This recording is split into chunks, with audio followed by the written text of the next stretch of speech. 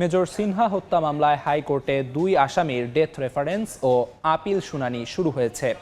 অগ্রাধিকার ভিত্তিতে বিচারপতি মোহাম্মদ মোস্তাফিজুর রহমান ও বিচারপতি মোহাম্মদ সগির হোসেনের হাইকোর্ট বেঞ্চে শুনানি শুরু হয়। 2020 সালের 31 জুলাই রাতে টেকনাফ মেরিন ড্রাইভ সড়কের শামলাপুর চেকপোস্টে পুলিশের গুলিতে নিহত হন অবসরপ্রাপ্ত মেজর সিনহা মোহাম্মদ রাশেদ খান।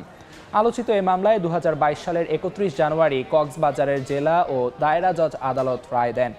রায়ে টেকনাফ থানার বরখাস্ত ওসি প্রদীপ কুমার দাস ও বাহারছড়া পুলিশ তদন্ত কেন্দ্রের পরিদর্শক লিয়াকত আলীকে মৃত্যুদণ্ড এবং 6 আসামির যাবজ্জীবন কারাদণ্ড দেওয়া হয়। এ রায়ের বিরুদ্ধে হাইকোর্টে আপিল করেন আসামিরা, আর 2 জনের মৃত্যুদণ্ড অনুমোদন চেয়ে আবেদন করে রাষ্ট্রপক্ষ।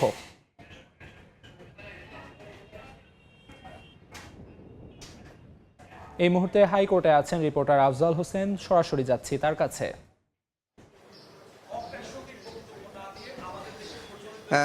মূলত বিষয়টি হচ্ছে যে এই মামলাটি 2 জনের মৃত্যুদণ্ড হয়েছে। একটি হচ্ছে যে টেকনাফ থানার বরখাস্তকৃত ওসি প্রদীপ কুমার দাস এবং বাহারছড়া পুলিশ তদন্ত কেন্দ্রের পরিদর্শক লিয়াকত হোসেন, এই 2 জনকেই মামলায় কিন্তু মৃত্যুদণ্ড দেওয়া হয়েছে। এখন নিয়মটা যেটি হচ্ছে যে যখন রাষ্ট্র কারণ মৃত্যুদণ্ড কার্যকর করতে যায় তখন সেটি সর্বোচ্চ আদালত থেকে অনুমোদন লাগে, সেটিকে বলা হয় ডেথ রেফারেন্স মামলা। সেটির শুনানি আজকে শুরু হয়েছে। একই সঙ্গে এই মেজর সিনহা হত্যা মামলায় আরও 6 জনের যাবজ্জীবন কারাদণ্ড হয়েছে।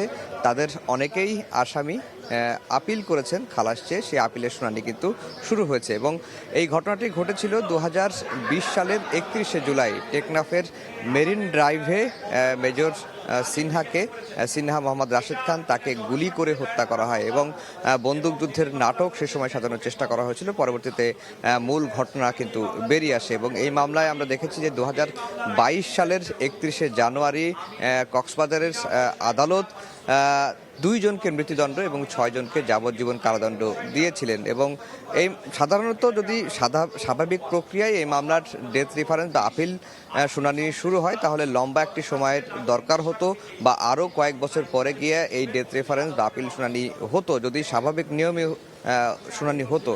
যেহেতু সিনহার পরিবার আমরা দেখেছি যে এর আগে রাষ্ট্রের সর্বোচ্চ আইন কর্মকর্তা অ্যাটর্নি জেনারেলের সঙ্গে দেখা করেছেন এবং অ্যাটর্নি জেনারেলও আশ্বাস দিয়েছেন যেন অগ্রাধিকার ভিত্তিতে এই মামলার আপিল নিষ্পত্তি করা যায়, যেটি আপিল হাইকোর্ট বিভাগে বিচারাধীন।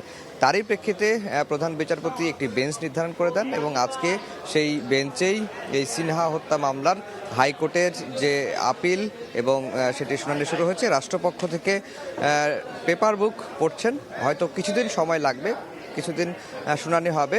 উভয় পক্ষের শুনানি হওয়ার পরে এই মামলায় হাইকোর্ট চূড়ান্ত রায় আসবে এমনটি কিন্তু প্রত্যাশা করছেন। তো এই ছিল হাইকোর্ট থেকে আমার কাছে সবশেষ খবর।